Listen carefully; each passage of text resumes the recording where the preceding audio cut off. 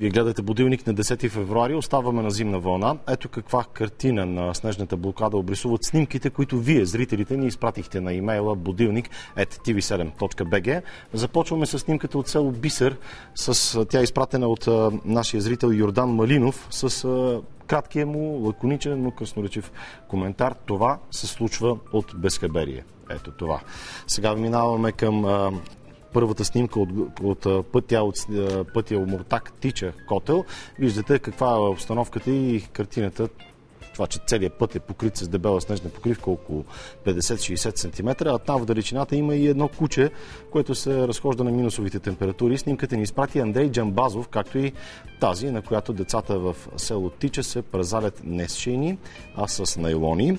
В Силистра пък се случват следните неща. Там зрителката ни Станимира Станчева е заснела безразсъден шофьор, който сега ще видите тук една синя кола, която той се опитва да измъкне от преспите. Ето го шофьорът, за съжаление е сам. Станимира Станчева ни казва, че в Айдемир той е тръгнал на път този човек, но е попаднал в капана на снега.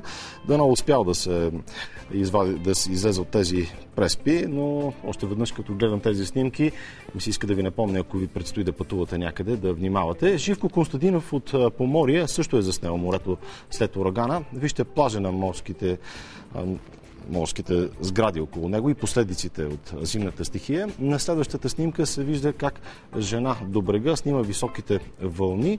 Лодките също са отместени и изпочупени на места от силното вълнение.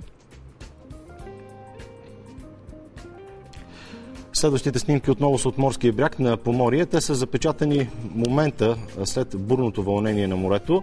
Лодките на местните жители са изблъскани и преобърнати от 7-метровите на моменти вълни.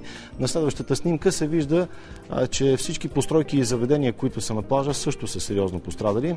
А тези хубави снимки е изпратил Петър Георгиев.